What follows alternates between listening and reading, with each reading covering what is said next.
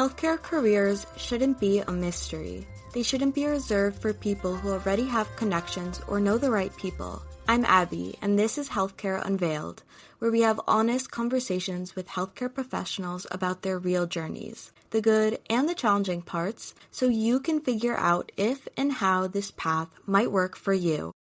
Good morning. Good morning. How are you? I'm well, thank you. How are you? I'm doing very good. So I just wanted to say, Dr. Rosenbaum, thank you so much for joining us today. We really appreciate you taking the time. And if you don't mind, would you like to introduce yourself? Sure. I've met myself before. I'm Jerry Rosenbaum, and I'm the Stanley Cobb Professor of Psychiatry at Harvard Medical School and the Chair Emeritus of the Department of Psychiatry at Mass General Hospital. Um, in addition to a number of other roles, also a co-founder of a couple of early phase drug discovery startups. So if you don't mind me asking, how did you know you were interested in healthcare and psychiatry specifically? It was in my DNA. It was in my environment. I grew up as the son of a family doctor, general practitioner, and then family doctor who was one of the old time GPs, something probably young people don't know about, but basically he's a solo practicing a doctor who had an office, a registered nurse in his office, and together they took care of a fairly large inner city population in Hartford, Connecticut. He would start every day with house calls and rounds to the hospital before he'd start his office practice, and then at night he'd do rounds and house calls again, get home late, and then during the night, if he got a call from his patients, he would put his suit on over his pajamas to go out and see them. So that was something called house calls.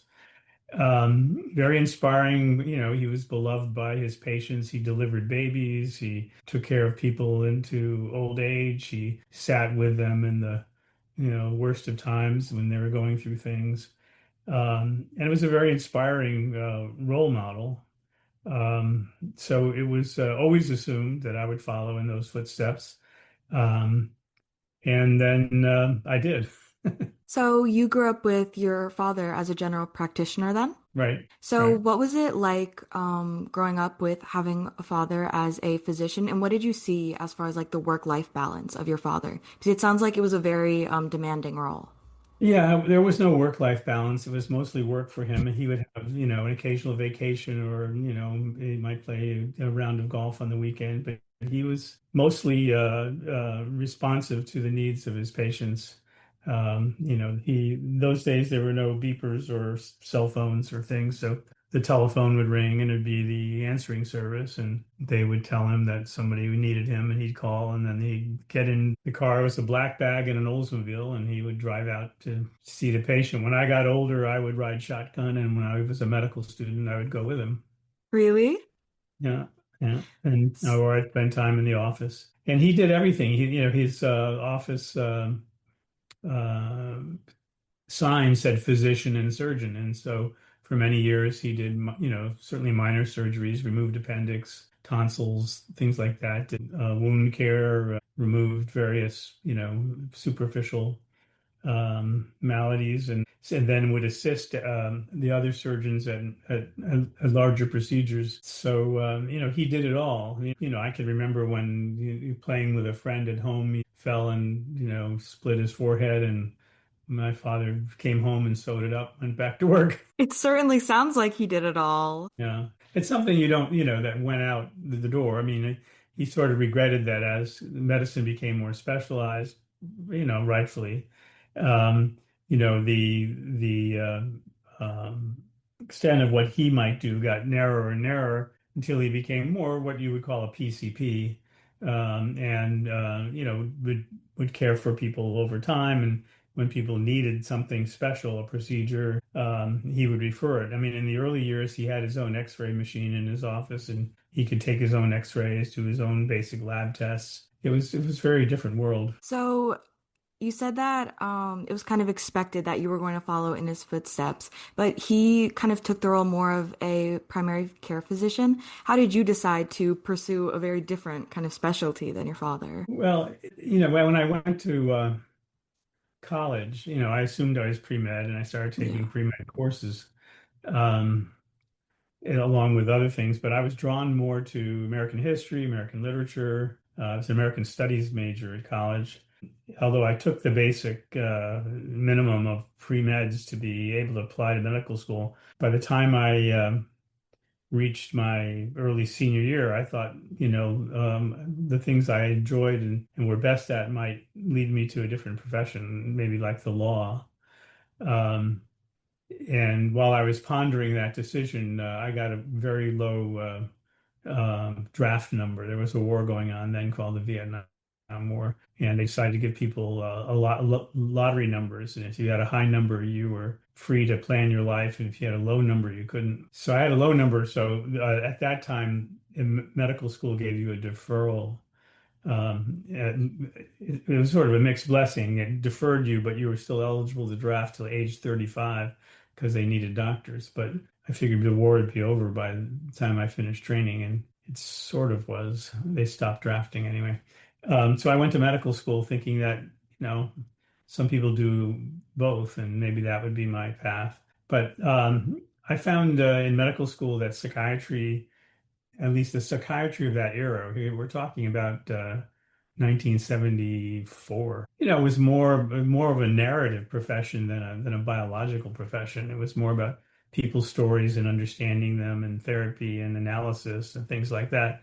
And that sort of appealed to somebody who had an interest in literature, is kind of. Yeah. And so I gravitated in medical school towards those who were teaching psychiatry and ended up deciding to train in psychiatry. So I know you said that in your college process, you took like the bare minimum amount of prerequisites to actually apply to medical school. So I was wondering if you could talk more about that experience and like exploring your interests at the time. Well, I mean, there's the pre-medical courses have nothing to do with being a doctor. I don't think they predict particularly who's going to be a good doctor, but they have evolved for whatever reason as kind of a gate that, or a filter that, you have to get a good science, science cumulative average for most medical schools to look at your application. So it's almost like a rite of passage. Unless you're going to be a neuro radiologist or a radiologist, you don't need that much physics. Unless you're going to be involved in medicinal chemistry and drug discovery, you don't need that much chemistry. Biology is relevant, but biology was fun. I liked biology. And certainly math, if you're going to be a researcher. But, you still have to achieve some academic success in those areas. So your science GPA is at a level that medical schools will not filter you out. They lose a lot of very good doctors, potential doctors, by doing that, unfortunately. So, I managed. I didn't enjoy physics, and math was okay. Sometimes it was fun, and biology I liked. Chemistry was, in those days was just rote. It was just memorizing, formulas and reactions. So, you could do it if you just put in the time, but it didn't speak to the part of you that wanted to be a doctor, who imagined someday sitting with people and trying to heal them, but you still had to do it. And so I applied to medical school and was admitted to the medical school that at the university that I went to college. It was quite smooth transition. So in your day-to-day life then, or more specifically your day-to-day work life, what elements do you still use from your college experience? And just kind of paint a picture for us. What does it look like in your day-to-day life? So my day-to-day life is very different than it was throughout my career. I spent over 45 years, actively as a clinician, researcher, department head, really at some point, everything you learn comes into play. I think writing skills were important, but learning leadership skills for me were really the key, because I ended up the head of a department with over 600 faculty and 200 trainees, and altogether 1,100 employees and $70 million of research. Obviously, I didn't do that myself. So the key thing was, I think, that was important was, and it's also important to being a physician, was being empathic to others and and feeling good about other people's success, and not necessarily putting your own desires in front of mine. So, I was able to build a department because I had lots of good people around, but also gave them the freedom and resources to build their own careers. And for that, I mean, I think you know, I think on the one hand, you need to have some deficits, meaning you can't really do everything, so you have to rely on others. And when you rely on others, they're grateful. Definitely. So I think a lot of medical students now struggle with feeling a lot of pressure throughout their experience in college, of course. And there's no better person to talk about pressure than you as a department head with so many people under you and so much funding under you. How did you deal with that kind of pressure? So I think we're fortunate in the era that most of our growth took place was a time of increasing support for research, cancer initiative, brain initiatives, funding from the NIH, the opposite of what we're seeing now. So the resources were increasing. There was a lot of enthusiasm growing for a new field that was relevant to psychiatry, which is called neuroscience.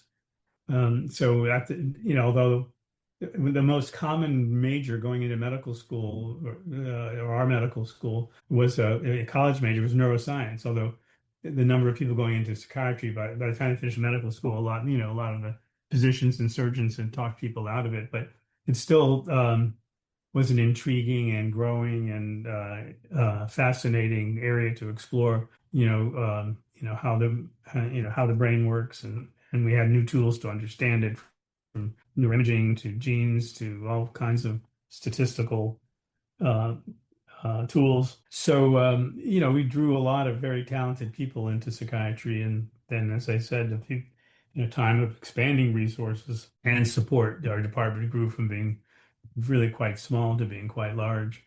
So it's an inspiring field because it offers you so many different pathways. I mean, if you still wanted to be uh, a therapist or a psychoanalyst, that's open to you. If you want to be somebody who cares just for sick patients in the hospital, on medical and surgical floors, and there's consultation liaison psychiatry, there's there's addiction and depression and psychosis, there's policy, there's working, in every context with very sick people, with moderately ill people, with people who are unhoused, children and adolescents.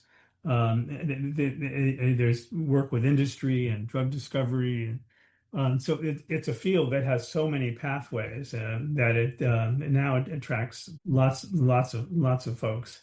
And Also, it's a field that if you decide that you want to do patient care, there are not barriers to it. The way it would be, let's say you became a vascular surgeon, you can't just sort of open an office and turn on the lights and start doing vascular surgery. You need a hospital and an appointment and have to go somewhere where there's an opening, where psychiatry you can sort of go anywhere, and there's limitless demand. I know you said that empathy is a really important quality to have as a physician in general. Are there any qualities that you think are important to psychiatry, especially? Well, certainly empathy is a big one. Um, Again, given the diversity of what a psychiatrist might be doing, there are different qualities, but it it can be challenging in the sense that you're in a transaction with an individual, often one who has a complicated history and is suffering, and you have to maintain, despite being empathic, a kind of neutrality. You're not there to go to someone's house and cook a dinner for them or intervene in some active way. In most cases, you have to sort of maintain a boundaries, I guess, is the right word. That somebody who's desperate and needy and in pain will often reach out in ways that encourage you to you know to uh, break the the structure of the treatment. So you have to also be somebody who has discipline and can understand that if you stay with the method, it's better for the patient than trying to be a friend. Well, when I started training, for example, psychopharmacology wasn't even really part of the program. It was all therapy, and all therapy really based on variations of the old psychoanalytic model. And that model was so specific about, um, being a neutral and letting the process work, that it was very much emphasized. And so, and you had supervisors that you report to that would try to ensure that you maintained what was called the frame. So there was support, for that stance. I mean, I had fellow residents who found that restrictive and unhelpful and broke the frame and went out there and tried to help patients directly, took them out for a meal, So there are instances of people did it.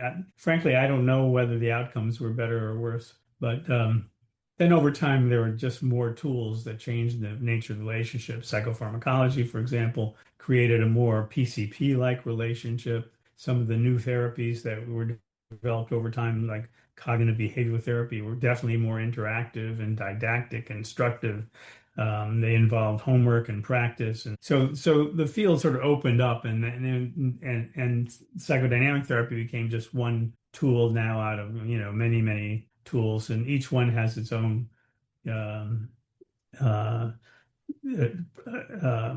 recommended stance towards patients. So I actually, uh, back in the late, I guess, the 74, 75, I sort of discovered that there were patients that were really suffering, and therapy was going to take a long time, and that if you gave them antidepressants, the antidepressants of the day were not easy to give. They had lots of side effects to manage and risks. But some people just dramatically blossomed. This was a time when very few people had been on antidepressants. And so, in a population of people with depression or anxiety who have never had treatment, those treatments were often dramatic. These days, where lots of people have been on lots of treatments for a long period of time and are coming to see you after, these treatments are no longer working or have failed, it's a harder challenge. But back then, it was like eye-opening that all these people were suffering were getting dramatically better. So I placed um, my bet on psychopharmacology as something that was going to do the greatest good, and just declared myself a psychopharmacologist, and got interested in figuring out how to do it better, how to use the tools we had and enhance them through augmentations, combination, dose adjustments, treating side effects, and so forth. So that was the early part of my career, was doing enhancements of psychopharmacology, particularly treatment of depression, before going on to other kinds of research. What advice would you give to adolescents who are interested in healthcare but aren't sure where to start exploring? Well, I don't know that it matters where you start exploring as long as you explore. Nothing happens until you start something. Whatever you can do or dream you can do, begin it. That's the wisdom that because once you start, and there's an old quote that from Goethe that says, "Whatever you can do or dream you can do, begin it." Boldness has something, dream, some magic in it. Basically saying that once you start in a direction, all kinds of things come across um, that you wouldn't have expected, that kind of give you opportunities you may not have encountered, or resources that you didn't know exist. So you just start exploring. You don't have to start exploring knowing what your destination is going to be. You just have to start exploring, knowing that you're on a journey to discover. And because there's so many opportunities out there, things will come along. You'll meet people. You'll have mentors. You'll find things that intrigue you. They may at first be the things you think you're most excited about. That can change over time. So, don't panic about outcomes, because who knows what the outcomes are. Just start exploring, just start the journey, talk to people, read things, observe things. Um, when there's a universe of pathways, what's the old Yogi Berra quote? When you come to the fork in the road, take it. Do Do you think that exploration for you was your father growing up? Is that how you explored? No, that's what biased me. I mean, I'm pretty sure that if my father wasn't a doctor, I probably wouldn't have thought I wanted to be a doctor. But then, I went in a very different career path than he did. I mean, first to go at the time, going into psychiatry I'm sure it felt to him in part like I wasn't going into medicine. Although the psychiatry that I ended up being part of turned out to be very biological and involved um, medicine. But yeah, I'm sure that biased me for the start. But then, my model of what I wanted to do when I first thought of psychiatry was, sort of based on observing my father. It was to finish training, go back to Connecticut somewhere where I grew up and open a practice and take care of a community, as a community psychiatrist.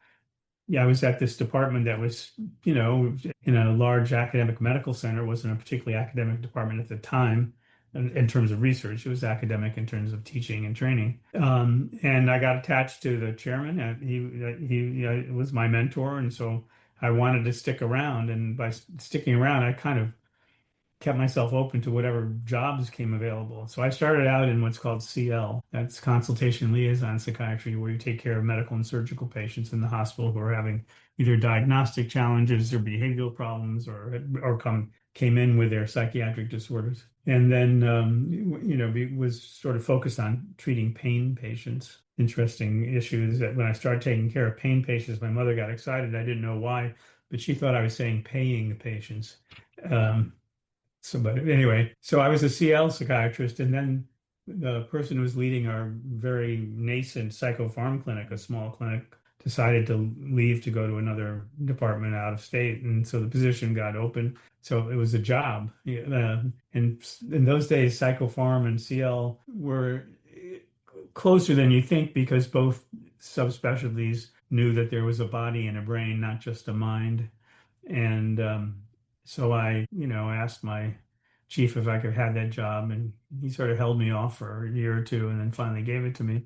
So I became a psychopharmacologist and, built a big psychopharmacology program with subspecialties and depression and anxiety, schizophrenia, and adolescent, OCD, women's mental health, and on and on and on. And ultimately, we had 50 of these clinical and research departments that grew. Each department, many of those departments are far bigger than any one department anywhere else. They just kept growing because of the opportunity and need. So that department just expanded.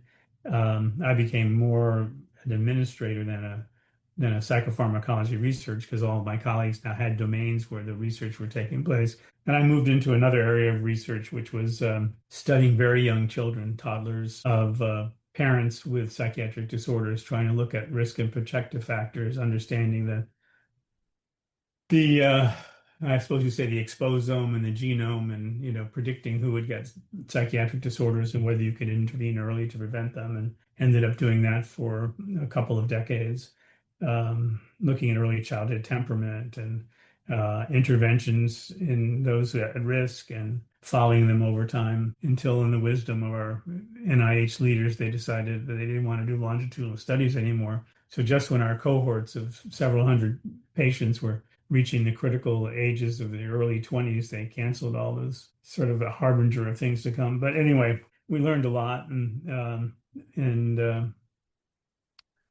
so that was part of the research I did. And then over time, my focus really came more on sustaining, building the department, growing philanthropy, encouraging other people's work, and until it came time for me to reach what I call my use-by date, which was 2019 when I turned 72 then, which was about as long as they'd let a chairman continue. And I think it may be more flexible now because it's so expensive to get a new chair. But so then I moved away from what I'd been doing and went down a new path, which was to try to understand why patients ruminate, because they do that across all psychiatric disorders, depression, OCD, addiction, eating disorders, anxiety, you name it. And we don't have good treatments for rumination. And that led me to, with a colleague in get interested in psychedelics. So we started something called the Center for the Neuroscience of Psychedelics and got some philanthropy to get us going. And now that's mainly what I do. And and starting that has led into some drug discovery efforts, looking at the world's ethnobotanical resources for novel molecules that might tell us more about the brain or lead to new therapeutics. So you've definitely served a plethora of different roles. And I know I right like that word, now, a plethora. yes, a I used to plethora. use that word until my son would make fun of me. Now I'm gonna have to stop using plethora. No, he makes fun of me for plethora and also confluence. I Don't once said worry. a confluence of factors, and every now and then he goes confluence. To his credit, though, or I mean, he did become a psychiatrist himself, so I think that's he, he's a he's followed his old man, so he can make fun of me if he wants. There's three generations of doctors in your family. That's insane. Oh, it's more than that. So it's my father, me, my youngest son. My daughter's married to an internist, and my son, the psychiatrist, is married to a surgeon. It's all healthcare right there. Yeah, so we got it all covered. Yeah, I couldn't have picked a better person to interview. This is perfect. Okay, so I do want to ask, so right now you would say that you're doing like mainly research-based stuff, Yeah, correct? discovery. Yeah, Okay. so yeah, the psychedelic stuff is interesting. We're in sort of a relatively narrow niche of it. We do trials. We do neuroimaging studies to try to understand what's going on in the brain. We have some clinical trials going on in the hospital. Again, individual investigators who broadly are part of our center. But the most fun thing is that Mass General had out of use, but had these massive research greenhouses on the top of a research building that were used in the 80s and 90s, looking for new therapeutics in plants, not psychiatric, but cancer and other. And the investigator retired, and that space really became storage. But we Really? were able to reclaim it. And one of my colleagues, his name is Steve Haggerty, has had a lifelong interest in ethnobotanicals and psychedelics, and is convinced there are about 50 different plants out there with stories or ethnobotanical history that suggest psychoactive properties, some of them sounding psychedelic-like or psychedelic adjacent with interesting uh, experiences like auditory hallucination. So he believes there are novel scaffolds and molecules in these plants, and then we're growing them there. And he has this a very elaborate lab where so he can extract from them, fractionate, and study them in what are called humanized models. Like two-dimensional, three-dimensional iPS cell-derived mini brains, organoids, and to see what they do in those models of how they're alike or different from known psychedelics in hopes of generating the new generations of treatment. So that's sort of the most fun part of the center at this point is watching that group progress. So, throughout all of the different roles that you've served, is there anything that you miss, whether it be like working hands-on with patients, just because as an administrator and then working hands-on and then now doing research, I feel like you have very different distances as far as like contact goes. Yeah, I sometimes like I envy my daughter-in-law who's a uh, finished her general surgery residency and now is in a specialty surgery program, who can, respond to almost any emergency, who can take care of people, who can, whether it's, a trauma or whatever. I mean, she's sort of like my father. If there was a medical urgency, he knew what to do and probably had what he needed in his car. Or even my son-in-law, who's an academic hospitalist who can take care of everybody who's very sick. Can really step in and if it doesn't involve surgery, so that they're really complete doctors and they still can show up anywhere in the world and the human body is pretty much the same everywhere. So I envy that, and I sort of regret the atrophy of my, medical knowledge and skills. But on the other hand, I'm reassured there are enough people around that although occasionally on an airplane, when they ask, is there a doctor on the plane?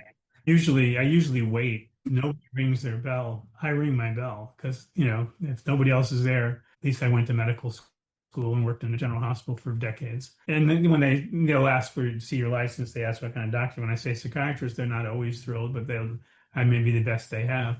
Although in the last time this happened, I was taken quickly to see a guy who had gone unconscious at his seat and was all sweaty and and his pulse was thready and was just disappearing. Fortunately, while I was ministering to him, he kind of came to. Obviously, he had some kind of vasovagal event, probably, and so when I was monitoring his blood pressure and sitting with him. They asked me to stay with him during the flight, and he did fine. But about halfway through all of this guy starts to walk by, kind of looking over his shoulder, and to me, he looks sort of like a doctor. Yeah. I said, "Are you a doctor?" He said, "Yeah." I said, "Are you an internist?" He said, "Yeah." I said, "Oh, great. Well, you're a patient, doctor." And he said, "Oh, no, no, no." He said, "I'm much too specialized. I'm an oncologist." So he left the psychiatrist tending to this guy who may have had a cardiac event or syncope or something. So I don't know. Anyway, we got through. The good news was I was able to text my son-in-law, the internist, who helped me make sure I was doing everything right. And this has happened before? It's happened a few times. And fortunately, most of the time I've been called is that it has been right up my alley. Usually somebody having a panic attack. Oh, perfect. Okay, we're running out of time, so I have one last question for you, and this is something that we ask all of our guests. So, if you could change one thing about medicine, what would you change? Well, I mean, I think the way people access it and the way it's reimbursed, I think it's tragedy, or it's really unfortunate that the resources of this country doesn't provide healthcare for everybody. I mean, healthcare is so critical. People who aren't getting early screening and access are going to die of things that could have been caught early. Children are going to have conditions that could have been treated. It's just that there aren't enough doctors, aren't paths for people to get care. Medicaid is about to take a hit. So it's we have the world's worst and the world's best healthcare. For those with excellent insurance or wealth, you can get pretty good healthcare. For those, on the margins who, work hard but don't get paid a lot or don't have great insurance or are unemployed or single parents, what have you, the system isn't great. The fact that we don't provide kind of healthcare that, European countries provide to everybody. I mean, not everybody's going to get premium health care. The wealthy will always get advantages, but we should have at least adequate health care for everybody. And that's a real stain on the field of medicine, although it's really out of the hands of the doctors at this point, because healthcare has become so corporatized and driven by economics. When my dad was practicing, he'd bring home pizzas and eggs, and one time he brought home a puppy who became our dog, and people paid with whatever they could, and if they couldn't pay, it didn't matter. They were his patients, and I remember we go visit some of his old patients who had nobody, and he would just go and drop in and visit, and my mother would go along. I remember one little Italian lady whose sister was a nun in Italy, and she would hand whatever you call it, uh,